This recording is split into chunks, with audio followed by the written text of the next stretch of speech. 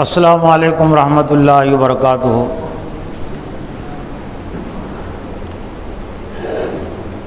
الحمد للہ نحمده ونستعینه ونستغفره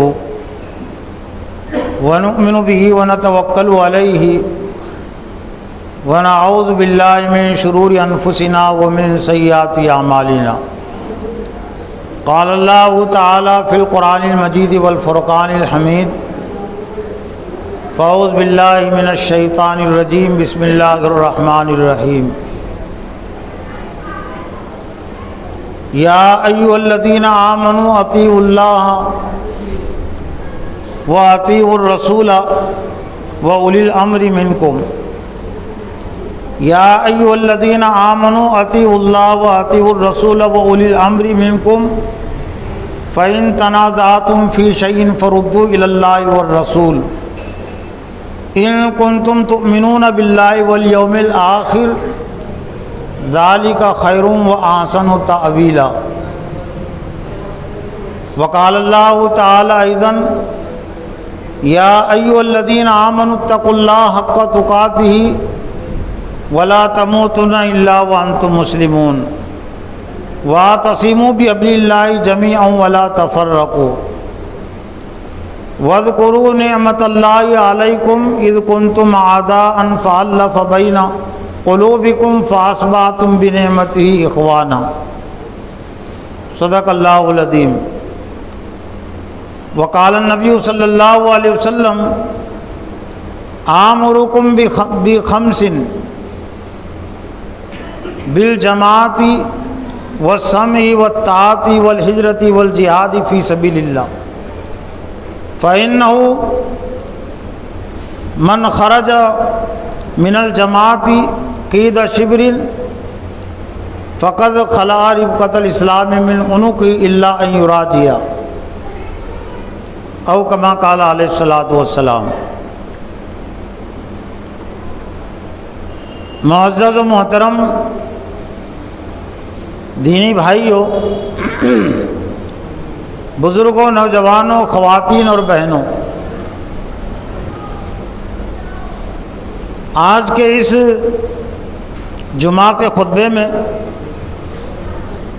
اسلام کا ایک اہم عنوان اور موضوع،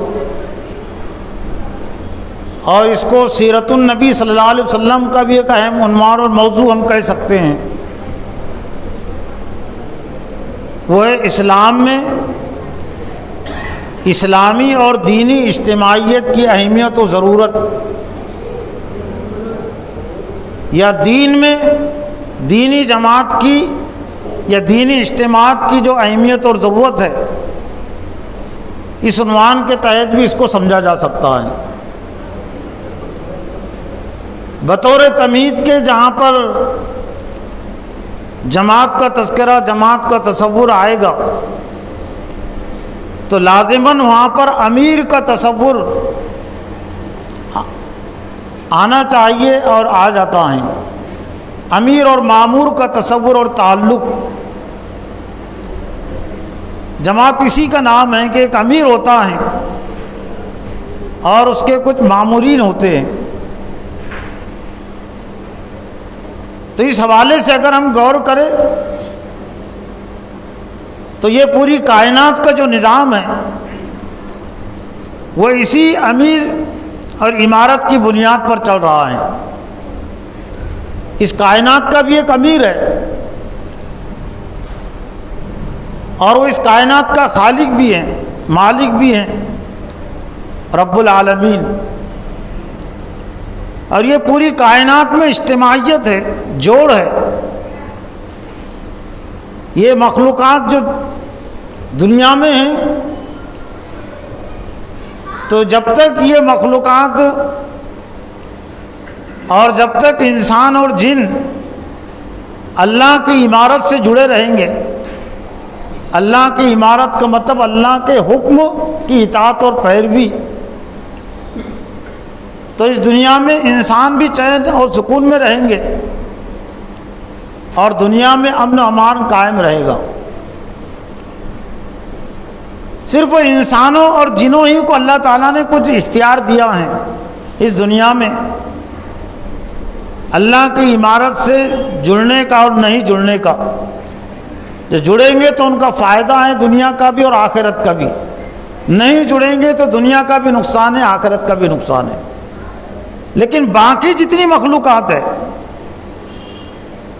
وہ قدرتی طور سے ہی اور فطری اور پیدائشی طور سے ہی اللہ کی عمارت سے جڑی ہوئی ہے، اس لیے وہ چیزوں میں کوئی خلل نہیں ہے، وہ چیزیں نقصان نہیں پہنچا سکتی۔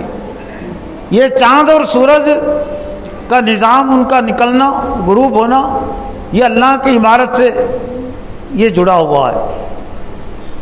قرآن مجید میں کہا گیا کہ اگر اس کائنات میں دو خدا ہوتے، دو خدا کا مطلب دو امیر ہوتے، لو کان فیہما آلیۃ الا اللہ لفسدتا، یعنی آسمان اور زمین میں اگر اللہ دو معبود ہوتے، اللہ کے علاوہ بھی اور کوئی معبود ہوتا، لفسدتا، تو آسمان کا بھی نظام ٹوٹ پھوٹ جاتا، درہم برہم ہو جاتا، اور زمین کا بھی نظام درہم برہم ہو جاتا۔ تو یہ پوری کائنات میں ایک یکسانیت ہے، ایک اجتماعیت ہے، اور اجتماعیت کی بنیاد پر یہ پوری کائنات کا نظام صحیح طور سے چل رہا ہے۔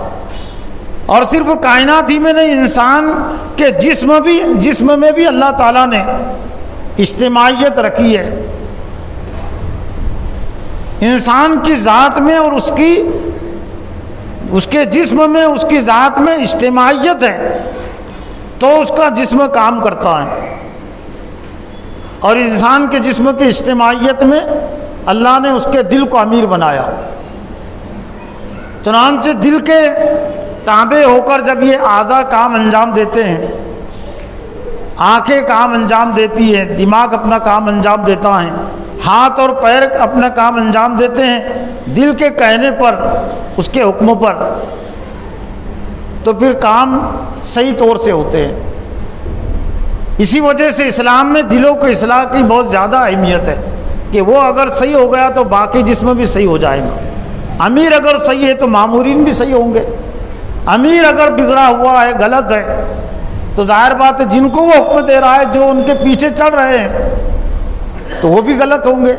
یہ دل اگر ہمارا غیر مسلم ہو گیا، دل مسلم بھی ہوتا ہے، غیر مسلم بھی ہوتا ہے، کفر کی ابتدا یہیں سے ہوتی ہے، دل مسلم ہوتا ہے، دل کافر بھی ہوتا ہے، تو دل کافر ہو گیا تو آنکھیں بھی کافر ہو گئی، ہاتھ اور پیر کافر ہو گئے، اور اس سے ہر نکلنے والا عمل وہ کافر ہو گیا۔ اور دل مسلم ہو گیا، دل مومن ہو گیا، تو پھر چونکہ وہ امیر ہے تو آنکھیں بھی مسلم ہو گئی، ہاتھ اور پیر بھی مسلم ہو گئے۔ تو یکسانیت ہوتی ہے، یکسانیت تب کوئی جا کر کام صحیح ہوتا ہے۔ یہی انسان کے وجود کی اور جسم کی مثال کو آپ لے لیجئے کہ دل نے کسی چیز کا حکم دیا لیکن آنکھوں نے اس کو نہیں مانا۔ دل نے حکم دیا کہ ڈرائیورنگ کرو، موٹر سائیکل پر وہ بیٹھ گیا، کار میں بیٹھ گیا، لیکن آنکھوں نے اس کا ساتھ نہیں دیا ڈرائیورنگ میں، آنکھیں دائیں جانب اور بائیں جانب دیکھ رہی ہے، تو پورے جسم کو نقصان پہنچے گا۔ ایک مامور بھی، ایک عضو بھی اگر خلاف حکم دے گا تو پھر پورے جسم اس کی سزا بھگتنی پڑے گی،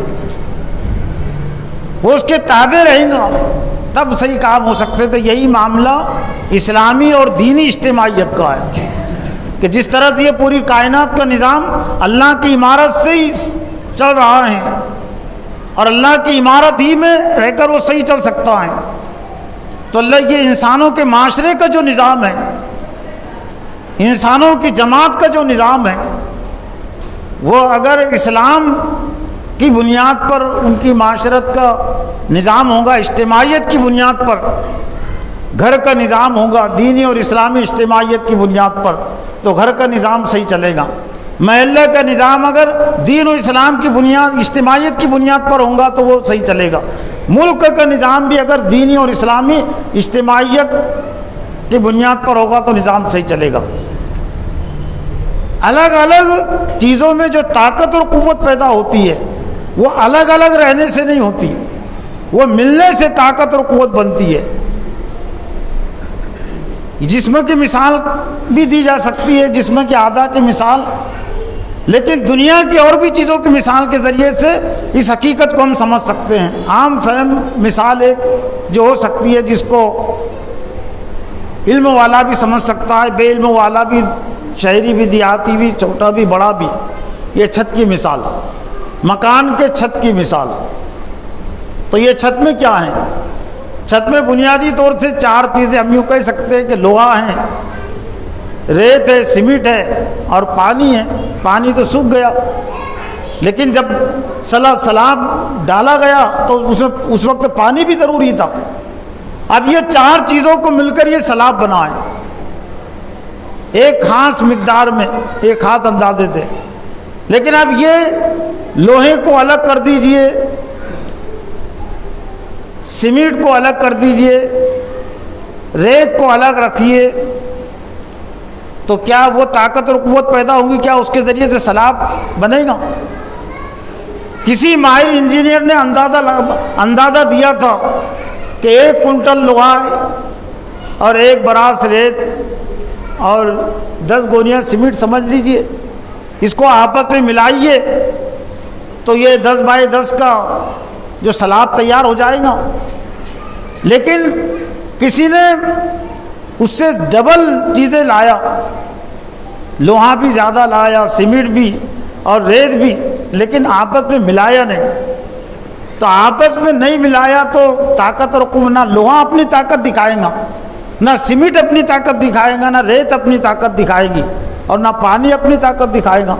لیکن یہ چاروں میں جب اجتماعیت پیدا ہو گئی، جب جوڑ پیدا ہو گیا، تو پھر وہ جا کر کہیں سلاب کے لائق وہ مادہ بنا۔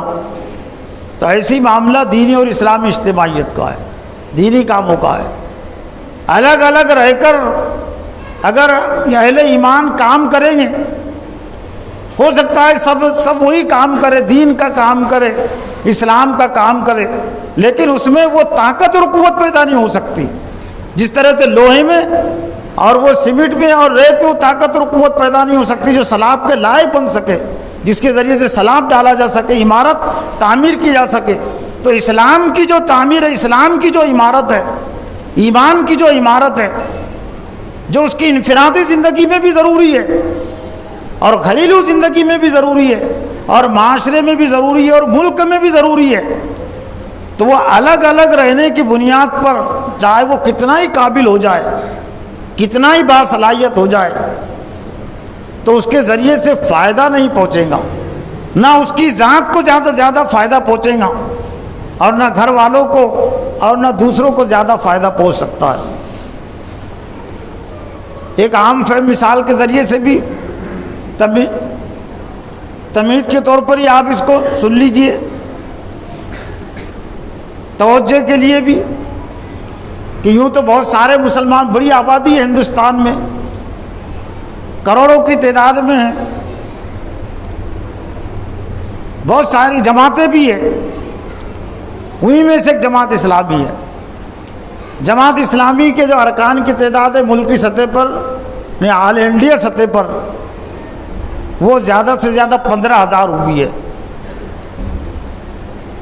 آج سے 5 سال 6 سال پہلے جب اجتماع تو حیدرآباد میں، تو اس وقت 10,000 تھی صرف، لیکن اب زیادہ سے زیادہ 15,000 ارکان جماعت ہیں پورے ہندوستان میں۔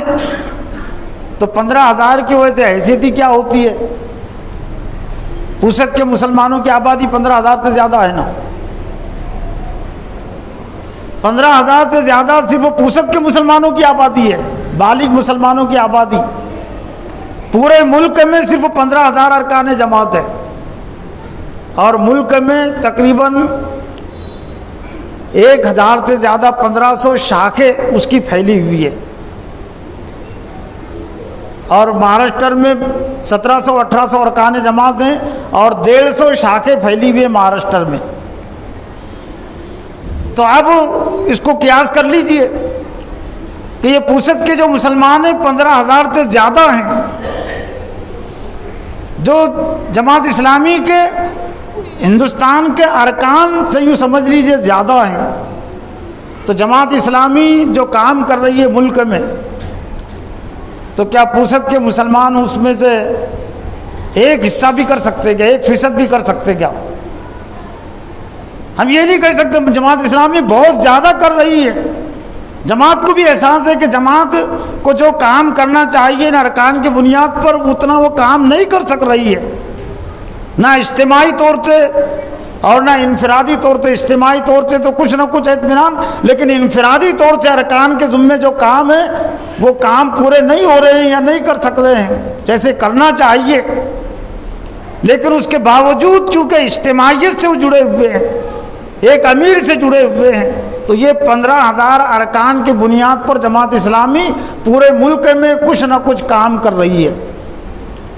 اور 1 لاکھ مسلمان 2 لاکھ مسلمان بھی اگر کسی شہر میں ہوں تو وہ کام وہ نہیں کر سکتے. تو فرق کیا ہے؟ جسم و طاقت اور قوت تو ان کو بھی ہے، صلاحیت تو یہاں بھی ہے، لیکن صرف وہ یہ ہے کہ یہ عمارت سے نہیں جڑے ہوئے ہیں، اس لیے لاکھوں میں ہونے کے باوجود وہ کام نہیں کر سکتے. اور ہزاروں میں ہیں تو ہزاروں میں ہونے کے باوجود پورے ملک میں کچھ نہ کچھ کام وہ اپنا کر سکتے، دکھا سکتے ہیں. اور اس کو دنیا والے بھی دیکھتے ہیں، عام انسان بھی دیکھتے ہیں. تو اتنا فرق واقع ہو جاتا ہے. اجتماعیت سے وابستہ ہونے کی بنیاد پر کام کرنے میں اور اجتماعیت سے الگ رہ کر کام کرنے میں اتنا فرق واقع ہو جاتا ہے کہ چاہنے کے بعد بھی، خواہش رہنے کے بعد بھی ہزاروں لاکھوں کروڑوں لوگ بھی نہیں کر سکتے. لیکن چند لوگ اگر جمع ہو جائے، ایک کو امیر بنا لے اور اس کی ماموریت کو قبول کر لے تو وہ بہت سارے کام وہ انجام دے سکتے ہیں. ایک ریاضی کے اصول سے بھی، حالانکہ وہ کوئی دین میں دلیل اور بنیاد نہیں ہے، یہ گنتی کا اصول، ریاضی کا اصول، لیکن جہاں تک بات کو کچھ مضبوطی ملتی ہے، اہمیت ملتی ہے، اس مثال کو پیش کیا جا سکتا ہے. مثالوں کے ذریعے سے بات سمجھنے میں آسانی ہوتی ہے. ریاضی کا اصول کیا ہے؟ ایک عام فہم، 2 اور 2 کتنے ہوتے ہیں؟ ہر ایک کے ذہن میں ہے کہ 4 ہوتے ہیں، لیکن ادھورا جواب ہے، مکمل جواب نہیں ہے. 2 اور 4 اس وقت ہوتے جبکہ وہ الگ الگ ہو، نیچے اوپر ہو. ان کو اگر ایک صف میں لا لیا جائے، ایک صف میں کھڑے کر دیا جائے تو 22 ہوتے ہیں. 2 اور 4 الگ الگ رہنے کی وجہ سے ہوتے ہیں، انفرادی صورت میں ہوتے ہیں 4. لیکن اگر ان کو ایک ساتھ اگر کھڑے کر دیا جائے، ایک ساتھ رکھ کر، نامی صف ہے نا، ایک ساتھ اگر ان کو رکھ دیا جائے، کھڑے کر دیا جائے تو 22 ہوتے ہیں. 3 مرتبہ 2 کو الگ الگ کیے 6 ہوتے ہیں، لیکن تینوں کی صف بندی اگر کر دی جائے تو 222 ہوتے ہیں. اور پھر جتنی اجتماعیت بڑھے گی تو یہاں تو صرف آنکڑے نے صرف 20 تک اپنا چھلانگ لگائی کہ 2 جو ہوتے 20 کے برابر ہو گئے، لیکن جب اور آگے جب بڑھے گا تو پھر وہ چھلانگ ہزاروں میں لگائے گا. 4 2 کو آپ جوڑ دیں گے تو وہ 4222 ہو جائیں گے. 4222. اور کہاں اس کو آپ الگ الگ لکھیے تو زیادہ سے زیادہ 8 ہوتے. 4 کو 2 کو 4 مرتبہ نیچے سے اوپر تک وہ 8 ہی ہوں گے نا، لیکن 4222 کا آنکڑا. میں نے اس کو اور مزید تھوڑا سمجھنے کی کوشش کی میرے اپنے اطمینان کے لیے. یہ جو ہندسے ہیں میں نے یہاں پر توجہ کے لیے، یہ 1 سے 10 تک کا جو الگ الگ اس کی آپ جمع کریں گے تو 55 آئیں گا، 55 کا عدد آئے گا. 1 سے لے کر 10 تک 55 اس کی جمع ہوتی ہے. لیکن 1 سے لے کر 10 تک کی آپ سب بنا دیں گے، سب جیسا بنا دیں گے آپ، تو پھر کہنا پڑے گا، پھر بہت زبان پر ذہن پر بہت زور دے کر آپ صحیح آنکڑا پیش کر سکتے ہیں. جمع بنا دیں گے، سب بنا دیں گے 1 سے لے کر 10 تک کے عدد کی، تو وہ ہوتا ہے 10 ارب 98 کروڑ 76 لاکھ 54,321. 10 جب ایک سے نیچے تھے، 1 کے اوپر 1 تھے، اجتماعیت نہیں تھی تو وہ 55 ہی تھے جمع میں. لیکن جب آپ نے ان کی سب بنا دی تو سب بنانے کے بعد ہو گئے 10 ارب 98 کروڑ 76 لاکھ 54,321. میں نے لکھ لیا اس لیے کہ ذہن میں نہیں رہتا تھا، اتنا بڑھ گیا عدد. تو ایسا لگتا ہے کہ یہی کاموں کے سلسلے میں بھی یہی اجتماعیت کی اہمیت ہے کہ جیسے جیسے اجتماعیت کو اس میں اضافہ ہوتا ہے تو اس کی قدر و قیمت بڑھ جاتی ہے، چاہے وہ اچھی اجتماعیت ہو یا بری اجتماعیت ہو۔ بری اجتماعیت، غلط اجتماعیت سے اگر لوگ جڑے ہوئے ہیں تو وہ کم ہونے کے بعد بھی بہت کچھ کریں گے، اور دنیا میں عالمی سطح پر یہود اس کی مثال ہے۔ یہود بہت کم ہے دنیا میں، ایک اندازے کے مطابق پوری دنیا میں 1.5 کروڑ یہودی ہے، جن میں سے آدھی آبادی وہ اسرائیل میں ہے 75 لاکھ، اور پوری دنیا میں 75 لاکھ بھی پھیلے ہوئے، تو 1.5 کروڑ ہونے کے باوجود لیکن ایک اجتماعیت سے وہ جڑے ہوئے ہیں، غلط اجتماعیت، ابلیس کی اجتماعیت، باطل کی اجتماعیت۔ تو پوری دنیا کو باطل سے بھر دیا نا انہوں نے، پوری دنیا کو جو تو ابلیس کا شکار بنا دیا نا۔ لیکن ہماری تاریخ بھی یہی ہے کہ جب دنیا میں ہماری تعداد بھی کم تھی لیکن وہ اسلامی خلافت اور اسلامی اجتماعیت سے جڑی ہوئی تھی، تو پوری دنیا کو انہوں نے اسلام کے اثرات سے بھر دیا تھا۔ پوری دنیا کو انہوں نے آدم کی نسل سے، آدم سے آدمی ہم بنے، ابلیس کا کردار ہے قرآن مجید میں اور حضرت آدم کا بھی کردار ہے۔ تو اسلامی جو اجتماعیت ہوتی ہے وہ انسانوں کو صحیح آدمی بناتی ہے، آدم کے کردار سے جوڑتی ہے۔ لیکن جب سے امت مسلمہ نے اسلامی اجتماعیت سے اپنا رشتہ اور تعلق توڑا تو دنیا میں تو وہ کیا کر سکتی ہے، جب کہ اسلامی اجتماعیت سے ہم جڑے ہوئے تھے، تعداد بہت کم تھی، تو ہم نے دوسروں کو بھی انصاف دیا، مظلوم قوموں کو بھی ہم نے انصاف دیا۔ وہ ہم سے انصاف مانگتے تھے، ان کے لیے انصاف دیتے تھے، لیکن آج ہم خود انصاف کے لیے مجبور ہے، محروم ہے۔ ہم اپنے آپ پر انصاف، اپنے آپ کو انصاف نہیں دے سکتے۔ تو یہ حالت کیوں ہوئی؟ یہ حالت ہوئی کہ ہم نے اسلامی اجتماعیت کی اہمیت کو نہیں سمجھا، اور نہ صرف وہ سمجھا ہی نہیں بلکہ غیر اسلامی اجتماعیتوں سے اپنے آپ کو جوڑ لیا۔ تو اللہ تعالیٰ کا غضب اور بھڑک اٹھا امت مسلمہ پر کہ مسلمان ہونے کے باوجود، اسلام کی نعمت اور اسلام کے دولت پانے کے باوجود غیر اسلامی اجتماعیت کے ارکان، غیر اسلامی اجتماعیت کے ممبران بننا، کیا یہ آسان چیز ہے؟ یہ بہت مشکل چیز ہے، بہت بڑی بات ہے، یہ بہت بڑا گناہ ہے جس میں آج امت مسلمہ ہے۔ تو کوئی جس طرح سے اچھی چیز میں بھی اچھی چیز کہا جاتا نا، ریئیکشن، سائیڈ ایفیکٹ، تو اچھی چیزوں کا سائیڈ ایفیکٹ تو ہو سکتا ہے، ہوتا ہو یا کچھ ہوتا ہو یا نہیں ہوتا ہو، لیکن صحیح چیزوں کو اور ضروری چیزوں کو اگر کوئی نظر انداز کرے گا تو اس کا ریئیکشن بہت بڑا ہوتا ہے، بہت زیادہ ہوتا ہے، اس کی سزا بہت بڑی بھگتنی پڑتی ہے، اور یہی سزا میں آج امت مسلمہ مبتلا ہے۔ یا ایھا الذین آمنوا اطیعوا اللہ واطیعوا الرسول واولی الامر منکم فإن تنازعتم فی شیء فردوہ الی اللہ والرسول ان کنتم تؤمنون باللہ والیوم الآخر ذلک خیر واحسن تأویلا۔ یہ سورہ بقرہ، یہ سورہ نساء کی یہ دو آیتیں، آیت نمبر 59 اور آیت نمبر 60، کہ اے ایمان والو، اطاعت کرو اللہ کی اور اطاعت کرو رسول کی، وہ اولی الامر منکم، اور تم میں سے جو امیر ہے۔ بات کیا ہوئی؟ بات یہ ہوئی کہ 2 اطاعتیں کافی نہیں ہیں۔ جیسا کہ اللہ اور اس کے رسول، اللہ اور اس کے رسول کی ہم بات کرتے ہیں تو ٹھیک ہے یہ، لیکن انتظامی معاملات میں، کاموں کے سلسلے میں اللہ ہی نے ان 2 اطاعتوں کے علاوہ تیسری اطاعت کا حکم دیا۔ قرآن نے 2 اطاعتوں پر اکتفا نہیں کیا، اطیعوا اللہ و اطیعوا الرسول و اولی الامر منکم۔ اگر اللہ اور اس کے رسول کی اطاعت اگر کافی ہوتی، اور یقیناً اللہ کے رسول کی اطاعت اس وقت تک کافی ہوتی جب تک کہ وہ دنیا میں تھے، تو اللہ اور اس کے رسول کی اطاعت کر لینا کافی تھا، لیکن خود اللہ کے رسول کی سیرت یہ ہے کہ جب آپ جہاں پر نہیں رہتے تھے، جہاں پر نہیں جاتے تھے، تو آپ اپنا ایک نمائندہ بھیجتے تھے امیر بنا کر۔ تو دور نبوی میں بھی، دور رسالت میں بھی اجتماعیت تھی، اور جہاں پر حضور صلی اللہ علیہ وسلم سے رشتہ اور تعلق ٹوٹتا تھا، اہل ایمان کا، تو وہاں پر پھر وہ اللہ کے رسول نے جن کو امیر بنایا اس امیر کی اطاعت میں زندگی گزارتے تھے۔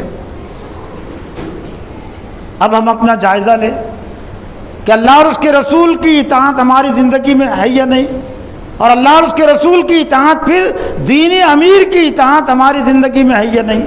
اگر ہے تو بہت اچھی بات ہے، لیکن نہیں ہے تو یہ احساس ہمیں ہونا چاہیے کہ ہم نے ابھی قرآن کا حکم پورا نہیں کیا، اللہ کے حکم پر ہمارا ابھی عمل نہیں ہوا۔ وہ اولی الامر منکم، تم میں سے جو امیر ہے، مطلب یہ کہ اہل ایمان کی طرف اشارہ ہے۔ غیر اسلامی اجتماعیت سے جڑ کر تم مطمئن نہیں ہو سکتے کہ میں تو فلاں پارٹی سے وابستہ ہوں، کانگریس سے وابستہ ہوں، مسلم لیگ سے وابستہ ہوں، سماجوادی پارٹی سے وابستہ ہوں۔ یہ بے شمار اجتماعیتیں ہیں، اور اصل میں اسی کا سائیڈ ایفیکٹ ہوا ہے، اور اسی کی جرم کی سزا ہوئی ہے کہ اسلامی اجتماعیت کو ہم نے نظر انداز کیا تو باطل نے، ابلیس نے خود بخود ہم کو باطل اجتماعیت میں داخل کر دیا، اور ہم کو داخل ہونا پڑا۔ دو اجتماعیتیں ضروری ہیں، جس طرح سے دنیا میں دو ہی راستے ہیں، ایک ہے ہدایت کا راستہ، دوسرا ہے گمراہی کا راستہ۔ تو اجتماعیتیں بھی دنیا میں دو ہی ہیں۔ بہت سارے لوگ یہ کہتے تھے کہ ہم کسی کے ساتھ نہیں، ہم تو ہماری مرضی کے مالک ہیں، لیکن اپنے آپ کو بہلانے کے لیے تو کہہ سکتے ہیں، لیکن کیا وہ نفس کے بندے نہیں ہیں؟ اور نفس کچھ شیطان کا بندہ ہے، کیا وہ نفس کے غلام نہیں ہیں؟ تو نفس کو انہوں نے اپنے غلام بنا لیا، اور نفس ہی کے ذریعے سے ابلیس بہکاتا ہے۔ افرأیت من اتخذ الہہ ہواہ، کیا آپ نے ایسے شخصوں کو دیکھا نہیں جس نے اپنی خواہش کو اپنا معبود بنا لیا؟ تو جو یہ سمجھتے ہیں کہ ہم کسی اجتماعیت میں نہیں ہیں، نہ اسلامی اجتماعیت میں ہیں، نہ باطل نہ کی اجتماعیت میں ہیں، نہ غیر اسلامی اجتماعیت کا ہم حصہ ہیں، نہ اسلامی اجتماعیت کا حصہ ہیں، تو لازماً وہ غیر اسلامی اجتماعیت کا حصہ ہے، وہ نفس کی اجتماعیت کا حصہ ہے، وہ ابلیس کی اجتماعیت کا حصہ ہے، لیکن ان کو دنیا میں اس کا احساس نہیں ہوتا۔ آج اگر ہم جائزہ لیں امت مسلمہ کا، تو بہت گنے چنے لوگ، 1% بھی نہیں ہیں جو دینی اجتماعیت سے جڑے ہوئے ہیں، لیکن معاشرے میں جو غیر اسلامی اجتماعیتیں ہیں ان سے لاکھوں کروڑوں لوگ مسلمان جڑے ہوئے ہیں۔ پارٹیوں کی اجتماعیت سے تو ہے جڑے ہوئے ہیں، لیکن خاندان کی بنیاد پر جو اجتماعیتیں ہیں، برادری کی بنیاد پر جو اجتماعیتیں ہیں، تو کیا ان سے نہیں جڑنا پڑا مسلمانوں کو؟ وہ برادریاں کہ جن کے پاس کوئی دین کا اصول نہیں، کوئی دین کی اہمیت نہیں، لیکن ان کے خاندانی اصول ہے، ان کے برادری کے اصول ہے، کیا ماننے پر مجبور نہیں ہے مسلمان؟ کہ برادری نے نکاح کے سلسلے میں، شادی کے سلسلے میں، رشتے کے سلسلے میں اصول طے کیا کہ برادری سے باہر کوئی نکاح نہیں کر سکتا، شادی نہیں کر سکتا، تو مجبور ہے نا سب برادری والے، نہیں تو بائیکاٹ کر دیا جائے گا، بائیکاٹ ہو جائے گا، اس لیے برادری سے باہر جا کر وہ شادی نہیں کر سکتا۔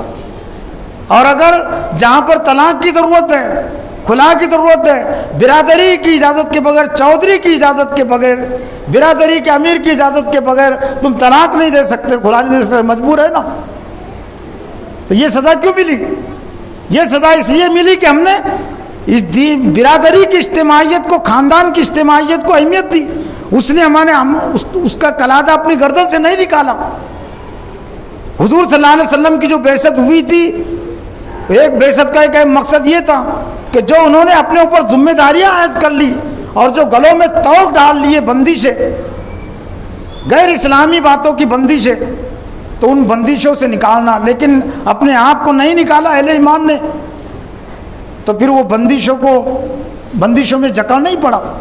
اور آج امت مسلمہ کی اکثریت ہی غیر اسلامی اجتماعیتوں کی بندش میں جکڑی ہوئی ہے، اور اسلامی اجتماعیت کے سلسلے میں، اسلامی جماعت میں داخلے کے سلسلے میں جو رکاوٹیں ہیں، ان میں سے ایک رکاوٹ یہ بھی ہے کہ ہم فلاں اجتماعیت کا حصہ ہے، ہم فلاں پارٹی کا حصہ ہے، تو ہم اس میں ساتھ کیسے دیں گے؟ تو اسلام نے جس چیز کا حکم دیا وہ حکم یہ ہے کہ اللہ اور اس کے رسول کی اطاعت کرو، اور تم میں سے جو امیر ہے، یعنی اہل ایمان میں سے جو امیر ہے، قرآن و سنت کی بنیاد پر جس کی زندگی ہے، قرآن و سنت کی بنیاد پر امیر اسلام میں آزاد نہیں ہے۔ اللہ اور اس کے رسول کی اطاعت کے تحت جو حکم دیتا ہے تو وہی ہوتا ہے دینی اور اسلامی امیر۔ اور پھر اس کی جو بہتری ہے وہ بتائی گئی، ذالک خیر و احسن تاویلا، یہی تمہارے لیے بہتر ہے انجام کے لحاظ سے۔ اور الم تر الذین یزعمون انہم آمنوا بما انزل الیک وما انزل من قبلک یریدون ان یتحاکموا الی الطاغوت وقد امروا ان یکفروا بہ ویرید الشیطان ان یضلهم ضلالا بعیدا۔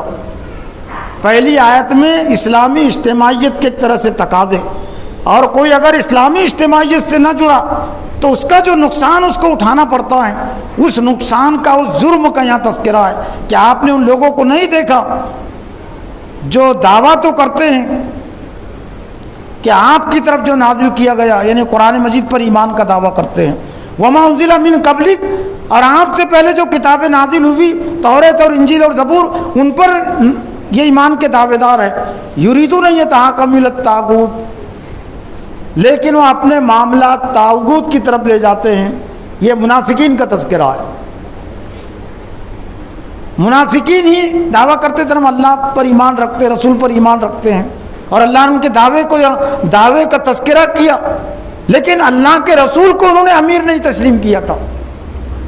اللہ کے امیر کو، اللہ کے رسول کو انہوں نے امیر تسلیم نہیں کیا، تو پھر ان کے امیر کون بنے؟ منافقین کا امیر بنا عبداللہ بن ابی،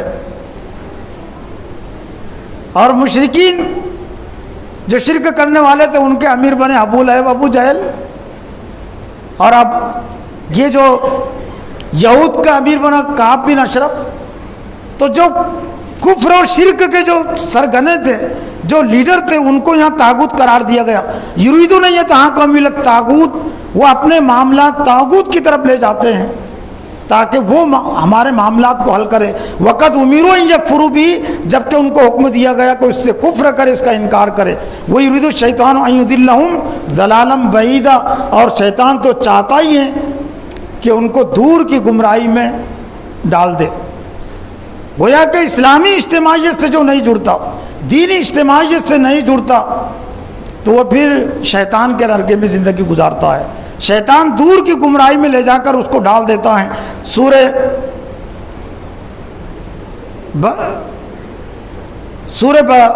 آل عمران میں اللہ تعالیٰ نے ایمان والوں کو خطاب کر کے فرمایا، اور اس میں اسلامی اور دینی اجتماعیت کی بنیاد کو بیان کیا گیا۔ اسلام میں اسلامی اجتماعیت کی جہاں پر اہمیت بیان کی گئی تو اس کی بنیاد بھی بیان کر دی گئی کہ ہر مسلمانوں کا اجتماع، ہر مسلمانوں کا جمع ہو جانا وہ اسلامی اجتماعیت نہیں ہوتی۔ اس کی بنیاد ہے یا ایھا الذین آمنوا اتقوا اللہ حق تقاتہ ولا تموتن الا وانتم مسلمون، اے ایمان والو تقوی اختیار کرو، جیسا اللہ کا تقوی اختیار کرو جیسا کہ تقوی اختیار کرنے کا حق ہے۔ ولا تموتن الا وانتم مسلمون، اور تمہیں موت نہ آئے مگر اس حال میں کہ تم مسلم بن کر رہو، فرما بردار بن کر رہو۔ واعتصموا بحبل اللہ جمیعا، یہ ہے اسلامی اجتماعیت کی بنیاد۔ واعتصموا بحبل اللہ جمیعا، اور سب مل کر اللہ کی رسی کو مضبوطی کے ساتھ پکڑ لو۔ اور اللہ کی رسی کیا ہے؟ تو خود حضور صلی اللہ علیہ وسلم نے ایک حدیث میں اس کی تشریح اور وضاحت کی، حبل اللہ القرآن المجید الممدود من السماء الی الارض، اللہ کی رسی سے مراد قرآن مجید ہے جو آسمان سے زمین تک یہ رسی لٹکی ہوئی ہے، تنی ہوئی، پھیلی ہوئی ہے۔ اس کا ایک سرا اللہ کے ہاتھ میں ہے اور دوسرا سرا اللہ تعالیٰ نے انسانوں کے ہاتھ میں دیا، اس کو لٹکا دیا کہ جو بھی اللہ سے تعلق اور رشتہ قائم کرنا چاہتا ہے اس کے لیے حبل اللہ ضروری ہے۔ حبل اللہ، اللہ کے رسی کو سب مل کر مضبوطی کے ساتھ پکڑ لو۔ یہ احتسابی آیت بھی ہے۔ آج ہم اجتماعیت کی اہمیت کو کچھ سمجھتے ہیں۔ ایک تو ایک بڑا معاشرہ ایسا ہے کہ جس کے پاس اسلامی اجتماعیت کی کوئی اہمیت ہے ہی نہیں، لیکن کچھ لوگ ہیں جن کے پاس اہمیت ہے، تو واعتصموا بحبل اللہ جمیعا، جس کو اللہ تعالیٰ نے اجتماعیت کی بنیاد قرار دیا، مرکز قرار دیا، تو اس مرکز کی کتنی اہمیت ہے، بنیاد کی کتنی اہمیت ہے۔ بحبل اللہ جمیعا، سب مل کر، صرف علماء رسی کو پکڑ لیں گے تو بھی کافی نہیں ہے، صرف امام رسی کو پکڑ لیں گے تو بھی کافی نہیں ہے، جمیعہ کے الفاظ ہے، سب مل کر اللہ کی رسی کو مضبوطی کے ساتھ پکڑ لو۔ جب اللہ کی رسی ہمارے ہاتھ میں مضبوطی کے ساتھ آ جائے گی تو اسی کے متعلق لن فسام والا وہ رسی پھر جدا نہیں ہو سکتی۔ لیکن اللہ کی رسی اگر ہاتھ میں نہیں ہے تو باطل ابلیس ہمارے ہاتھ میں خود بخود اپنی رسی تھما دے گا اور ہم کو اس کا احساس تک نہیں ہوگا، اور آج معاملہ یہی ہے۔ تو محترم حضرات، ضرورت اس بات کی ہے کہ اللہ تعالیٰ نے ہم کو جو دین اور ایمان کی دولت عطا کی، ہم اس کی قدر کریں، اور جس طرح سے ہم نے کلمے کے ذریعے سے اسلام میں داخلہ لیا تو اسی طرح سے ہم اسی کلمے کے تقاضے کو پورا کرنے کے لیے اسلامی اجتماعیت میں بھی اپنا داخلہ لیں، اپنے آپ کو ہم اسلامی اجتماعیت میں بھی ہم شامل کریں، اس کا شریک بنائیں، تاکہ اس دنیا میں بھی اللہ کی ناراضی سے ہم بچ سکے اور اللہ کی رضا اور خوشنودی ہم کو حاصل ہو سکے، اور اس دنیا میں ہم اسلام کے غلبے کے لیے کچھ کام کر سکیں اور باطل کی مغلوبیت کے لیے کچھ ہم اپنی خدمت انجام دے سکے۔